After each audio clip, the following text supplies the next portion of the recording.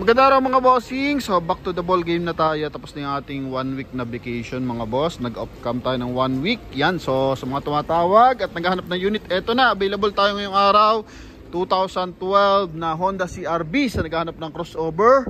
Baka uubra to sa inyo mga bossing. 4x4 unit to na naka sunroof mga boss. Oh, ganda ng loob niyan. Full casa record to, naka all disc brake yan mga bossing. R17 no nakaraan.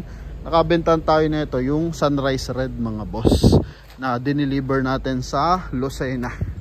And mababa lang ako ngayon, 590 mga bossing. Pero ito mas mababa to kasi mas mababa yung year model mga boss, no? Ito mga bossing is 2012 year model na 4x4. Ang presyo nila dito is 560 pero sa atin sinigad to ng 490. So sa lahat ng viewers natin makukuha to ng 490 kasama yung transfer of ownership. Pailawin lang natin yung kanyang hazard mga boss ha. Awat na ng kaunti mga boss. Ganda ng loob. Yan, so tinest drive ko. And yan nga, medyo maulan. Umpisahan na rin natin. So maayos to, walang kalampag mga bossing. Maganda yung handling. And eto mga boss yung ating exterior. So front area muna tayo. Coding nito is Monday. Yan, maayos yung headlight niyan, tsaka fog light. So, kailangan lang ipabapping natin mga boss. Hindi naman siya madilaw yung headlight mga bossing. Kumbaga, ano lang, papabapping lang natin para mas pumuti pa.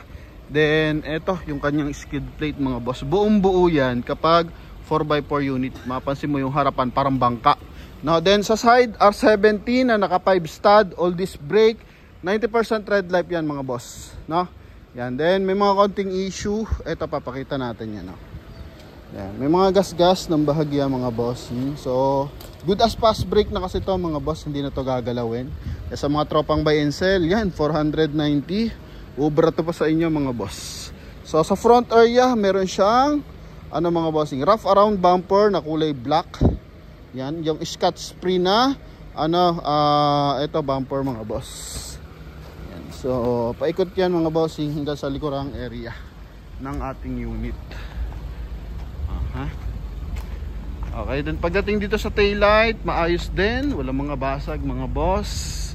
May mga malilit lang siya na scratches mga bossing. Yun lang ang may issue natin dito. Pero walang bangga at hindi to binaha mga boss, no? Yan, tingnan mo naman, nagmamoist yung kanyang ano, window sa lamig ng aircon.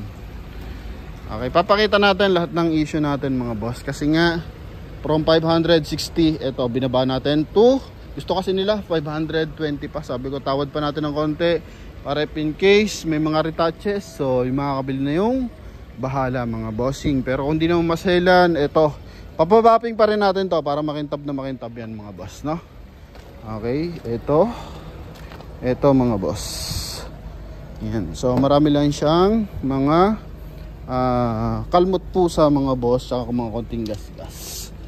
Okay, then dito sa loob, tingnan mo naman, ganda ng loob ng ating unit. So mileage nito mga bossing, 99,635. Original mileage, full casa record to mga boss. Maayos yung kanyang mga window. Yan, magkabilaan. And dito sa likuran. Okay, and dito sa balance side. So maayos yan mga bossing, responsive. Okay, then may sunroof siyempre. Ito yung kakaiba sa CR-V na to, may sunroof. So yung binenta natin, so wala siyang sunroof. Pero ayos din yun mga boss. Sobrang tipid sa fuel consumption. So makina pa lang ano ito is 2.4 liters na gasoline engine, naka cruise control. Kita mo naman, kumbaga maingat talaga yung gumagamit nito mga bossing. May voice command para dito sa ating 1DNOG system. In same time, may reverse parking camera to. Yan o. Nade-detect doon mga bossing. Okay, yan. Park lang natin. So ito, maayos yung kanyang mga leather dito mga bossing. Kahit may cover. Although may mga ano na, part na faded. Pero mga boss, as in makikita mo, maayos yung pagkakagamit sa unit. Then dito, may polish gray na accent. Yan. Then, naka-automatic climate control. Yan. Then dito, naka-CD type. Ganda ng ano yan, meter cluster niyan mga boss. So, nagtutubig sa lamig ng aircon yan mga boss. Kaya pala nagmo-moist is nakatutok dito. Yan, may subspeaker dito mga bossing, or tweeter kung tawagin. Okay, then pagganahin natin syempre yung kanyang sunroof. So ito mga bossing is kulay gray yung kanyang interior. Yan, wow mga boss, kung gusto nyo makalanghap ng mga sariwang hangin, ito maganda dito sa Honda CR-V na to. Marami naghanap na dito sa atin mga boss, yun nga lang madalang. So ngayon nakakuha tayo ng full casa record. Ito mga boss, presentable. Cool duro yung upuan na ito with ano to, seat cover ng Honda pa yan mga bossing. Then gamit niyang floor matting 3M pa. So as in maayos yung pagkakagamit dito sa ating unit na to. Yun lang, may mga ganyan lang konting gas-gas. So papakintabin lang natin mga boss para magmukha lalong presentable, no? Then same time sa likuran may armrest with cup holder. Ito yung likod niyan. Loob. Yun, paunahan lang mga bossing sa mga interesado. Pwede kayo tumawag sa ating contact number na nasa screen, ano? Naka-sharp antenna. Ito yung likod niyan. 4-wheel drive. Maluwag yung luggage compartment. Ito yung kanyang brand new pa pala yung kanyang spare tire mga boss. So, yan brand new. Dinandyan na yung kanyang mga tools. Okay, so papadetail lang. Detail lang katapat na ito. Then ito is meron siyang pantakip sa ating luggage compartment para pag may mga importanteng gamit, yan. So hindi tayo madadali ng mga basag kotse dyan mga boss, no? Hindi nila makikita yung nasa loob ng ating compartment. Okay, yan. Mga minor dents. Ito lang nakikita kong pinakamalaki, no? Na scratches. Then the rest, wala. Maliliit lang mga bossing. Okay, yan. Sa likuran, gamit na gulong is Kumho. Then sa harap is, I think bagong palit ang gulong na ito sa harap. Yan. Roadjant HTX. So hindi siya kilalang brand mga bossing, pero maayos mga boss. Napag-switch na. Okay, then interior, eto. Kabilang side. Tingnan nyo yung engine bay na ito.